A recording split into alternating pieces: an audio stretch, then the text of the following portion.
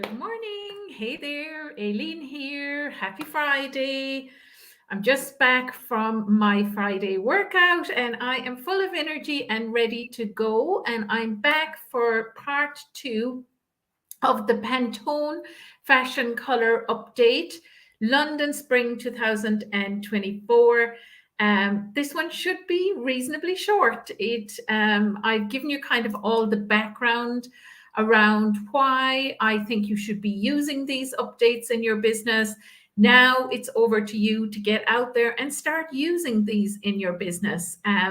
Because, if you are not using them in your business, you are missing an opportunity. So, you can come along to all these updates that I do, but if you do nothing with the information I give you, then you're not going to be getting anywhere, are you? So what I encourage you to do is to take this information and use it in your business. Use it to get more clients in the door. There's absolutely no reason why you shouldn't use it.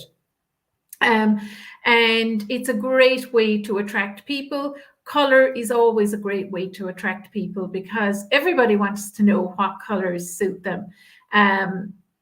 And it's a great way to get people interested in what you provide. So I'm just seeing a few eyes joining me now. I'm going to pop over to the group and see if I'm live in there. Say good morning. Tell me where you're watching me from. I would love to know. Let me know in the comments where you're watching me from. Don't see myself in the group just yet. Now, my internet is looking a little bit low as well. I might actually have to change that. Let me know if you can see me. Good morning, Tekka. Great to see you. Can you hear me and can you see me? I'm hoping you can. I can kind of see the group now and I can see that I'm live in there. Let me know. I'm just going to actually try something. I'm going to let everybody know that I am live here in the group in case they can't find me. Does that work? At every one might work. Okay, here we go. I've tried that. So Tekka is saying, yes, she can see me. Yes, she can hear me. Brilliant, brilliant, brilliant. So a question for you before I start. Have you been implementing these updates in your business? Have you been using them to get more business? How have you been using them to get more business? I want you to pop a comment below because I want to encourage you to start taking action. It's all about taking action and it's all about being visible. And if you're not doing those two things consistently for your business, then you're not really going to have a business. That is the way that it works. As simple as that, that is the way that it works. So I'm getting a thumbs up. Hey, Carla, brilliant to see you. If you have any questions about the color updates, now is a great opportunity to ask them in the comments as well. You have me for the next half an hour or so. So it's an opportunity for you to come and ask me a question. Good morning, Barbara. Great to see you. Okay, let me switch over here and share my screen. Let's get started. So I can add this to the stage. As they say, I'm going to just do it like this. So reminding you again of the fashion colors from spring 2003. They were bright and they were light.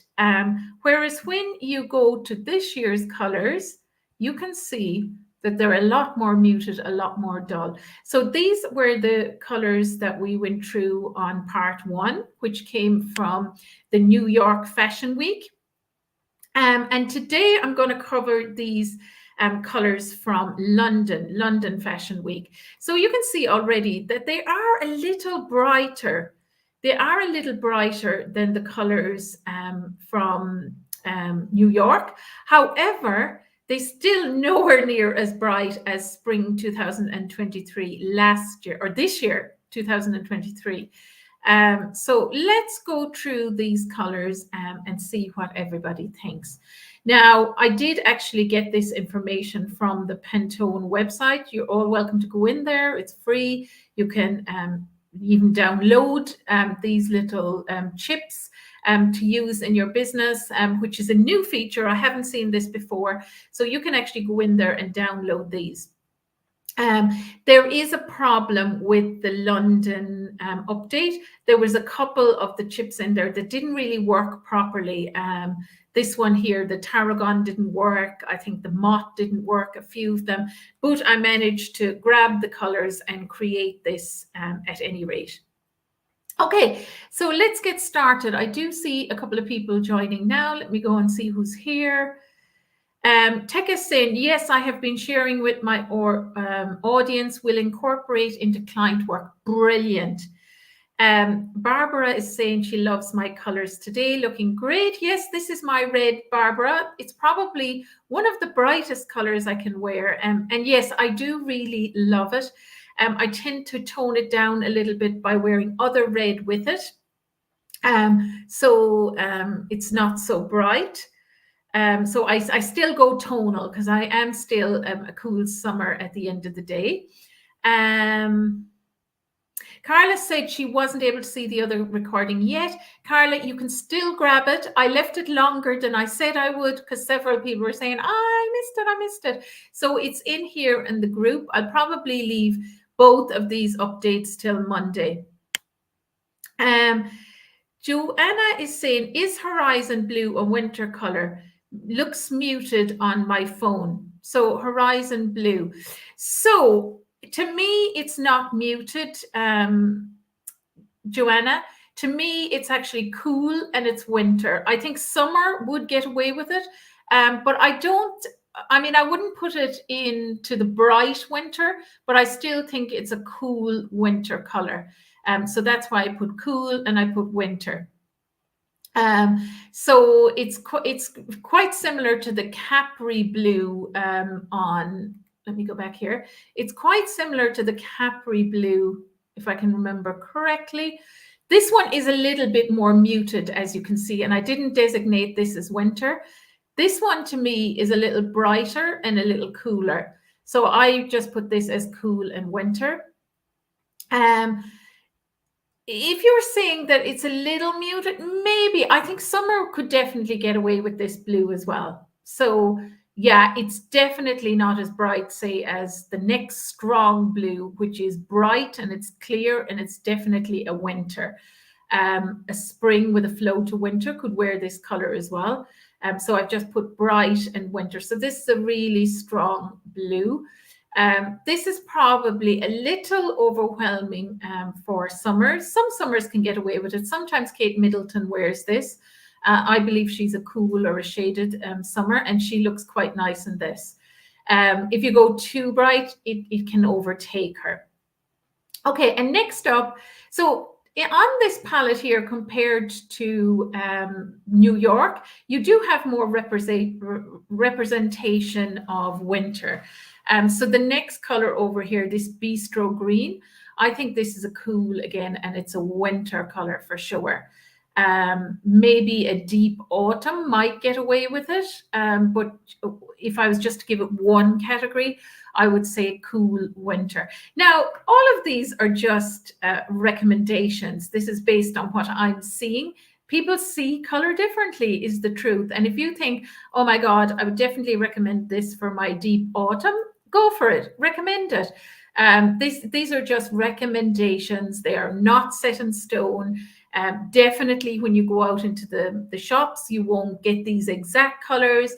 The texture in fabric changes the color. There will be all sorts of variations of this color. This is just what my recommendations here.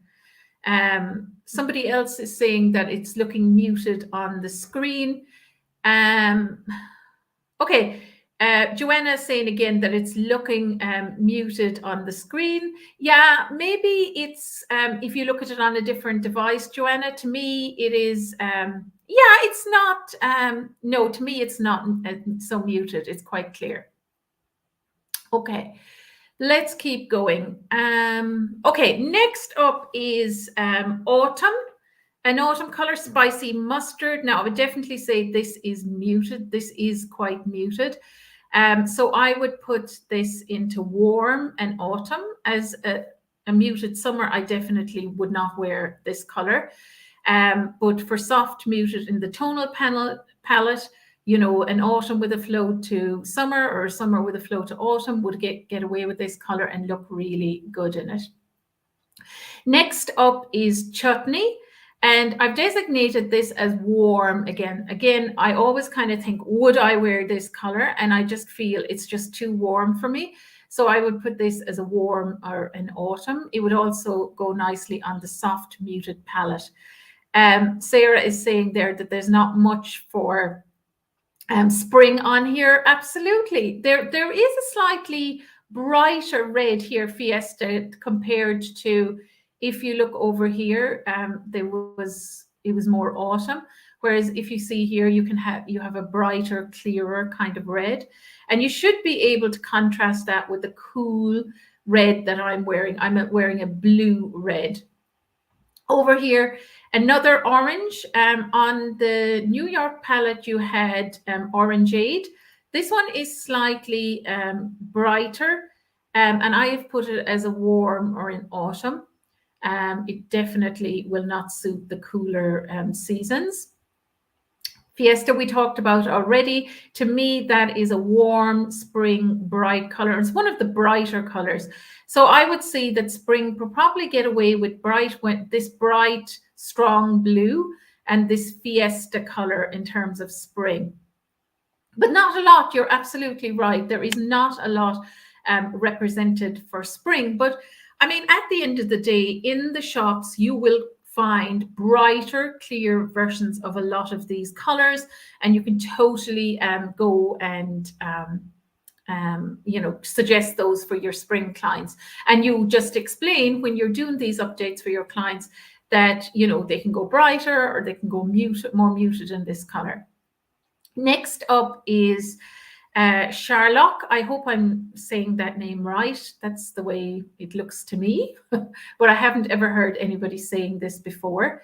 So to me, this is a warm autumn color. Again, it's kind of a faded kind of lime green to me. And it's warm, and I would say that it's autumn. Next up is burnished lilac. And this to me is a cool summer. It is really cool. Some winters will get away with this, especially if they wear it with contrast, but it's really naturally falls within the summer palette. Next up is tarragon. And then I did look at this for a while and wonder, could a cool person get away with this? But I think it's a tad warm. If you had a summer with a flow to autumn or an autumn with a flow to summer, I think this is a beautiful neutral for them. Okay. So down here at the bottom, then I have the neutral colors. And as I said, there was some problem with grabbing the colors off of the Pantone website. Some of the chips were incorrect. When you actually clicked on them, they went to another chip. So I don't know if they've fixed that or not yet, but I managed to be able to create these little chips for you so that you can see more clearly. So the first up neutral here is Brilliant White, which is cool. It looks a bit different from the Brilliant White on the other. Oh, actually, it looks the exact same. Sorry. So this is the same as for New York. It looks the exact same. It's a blue, cool white. Boulevard, I have put as, am I in the right palette? This is London, yes. Boulevard, I have put as a universal color. I think it will suit as a neutral on many, many different palettes. So as much as possible, I've kept it as wide as possible. So I feel that there is some warmth in that gray. So I have put that as a universal. Next up is, if I can see it correctly, I'm trying to see the name of this, but I'm not really seeing it right now. Moth. This I've put as universal again. I think there's a tad, It is a tad warm. Now, of course, you could argue this till the cows come home. If you feel this is mostly cool, I'm only recommending this to my cool clients, go for it. This is based on what I'm seeing. I think there is enough warmth in it to recommend it to a warm client as well. Deep well, again, it's another kind of, it's nearly a lilac gray. I think there is enough cool in this to make it, or cool and warm in this to make it a universal as well. And the last one here on this palette is called Brush. And I've put that as a universal color as well. So let me get out of this screen. Let me go in here and see what everyone thinks. Is everybody agreeing with me, or is everybody looking at me? So Joanna said Bistro Green looks muted on the screen. Autumn. I think it totally would work for a deep autumn, Joanna. So you could just, if that's what you feel, then go and recommend it for your autumns. Any other comments? Are you surprised by these palettes, or are they kind of what you expected? Do you have any questions for me? So once again, you know, I can do all these updates till the cows come home, but if you don't actually do something with them, use them in your business, you know, it's a pity. It's a real pity, because they are an amazing way to get clients in the door. And I highly recommend that you use them in your business. And in part 1, I explained how you could use them in your business. So if you haven't seen part 1 where I talked about the New York palette, go back in there and have a look at that.